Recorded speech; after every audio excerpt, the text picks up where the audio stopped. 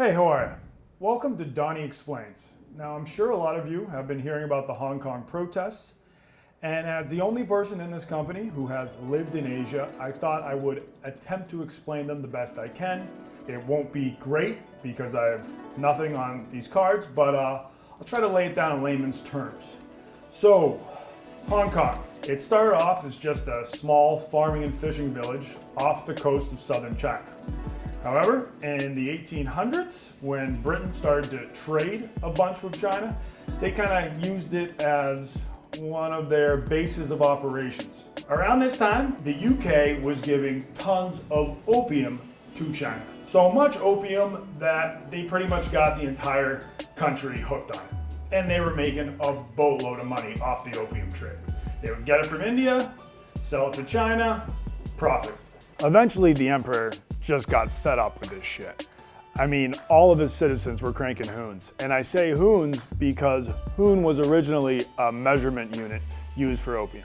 So he calls up the queen and he's like, yo, queen, can you chill with the opium? And the UK is like, no, we're making way too much money off that shit. China wasn't happy and they went to war. This was called the Opium War. And it was pretty much all over Britain's right to sell opium to Chinese people. Pretty fucked up.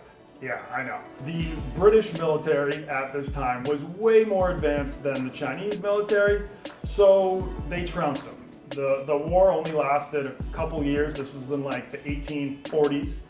And Britain won decisively, and they kept on selling opium to China. One of the spoils of war was that China was forced to cede Hong Kong to the British.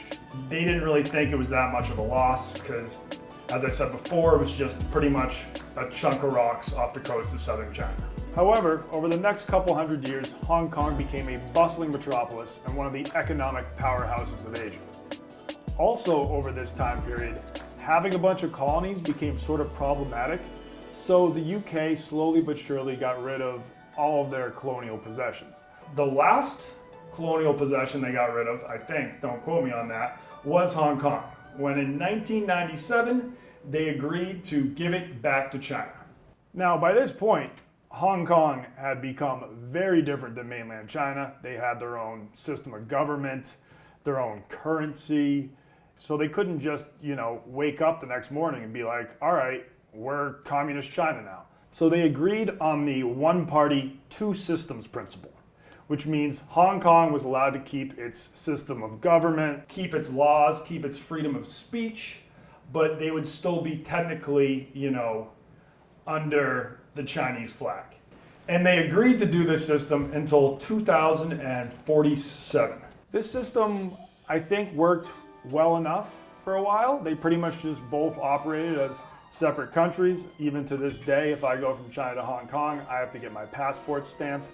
The only times I would hear about tensions flaring up between Hong Kong and China is when a mainland tourist would visit Hong Kong and let their kid poop on the street. The Hong Kongese really hated that. However, over the past 5 years, a lot of Hong Kong residents feel like the Chinese government up in Beijing has been slowly chipping away at their rights. For example, they passed a law that said, okay, people in Hong Kong can still vote for their leader, their chief executive, but they can only pick from candidates that are selected by a pro-Beijing committee.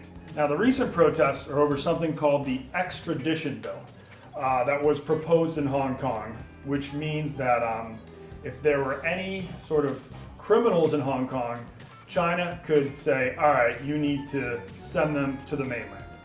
People against this bill think the Chinese government will use it to target people in Hong Kong who are anti-Communist Party and have them shipped back to China to face phony charges that they make up. The protests started off pretty peacefully with just a bunch of huge marches around the city, but then at some point, I think some protesters may have thrown some projectiles at police, and then police responded with tear gas, pepper spray, broke out the batons. It was just a shit show. From then on, things just became, more and more hairy, as they would say. Now, some people believe that the Hong Kong government and big businesses in Hong Kong who want to see these protests come to an end, they think they've been hiring the triads to show up at these protests and just beat the shit out of protesters. And the reason they're doing that is because they're like, well, if we hire the triads, they don't really need to obey the same laws that our police force is expected to. If you've seen the movie The Departed, that was originally based on a movie about the triads called Internal Affairs. So no, it was not about Whitey Bulger. I was shocked to learn that too.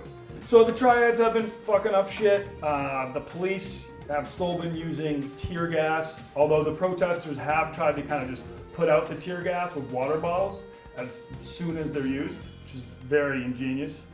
And it's just not a great situation. The protests also show no signs of slowing down.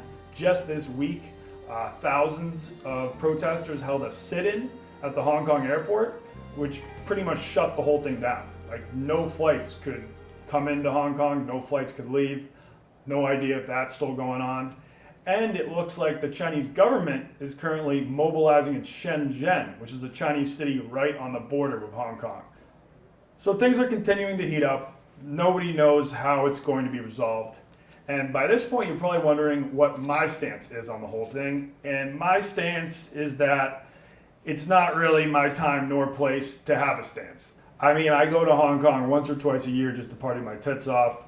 And I don't want to come off like this Australian guy did, who was filmed at the airport just lecturing Hong Kongese people about their own city. The sooner Hong Kong actually becomes part of the mainland of China, which is what it's actually designed to be, the better it's going to be. That's pretty much all I know. If I got like a lot of it wrong, which I probably did, feel free to let me know in the comments. Hopefully you have a slightly better understanding of this whole situation. And signing off, that is Donnie Explains.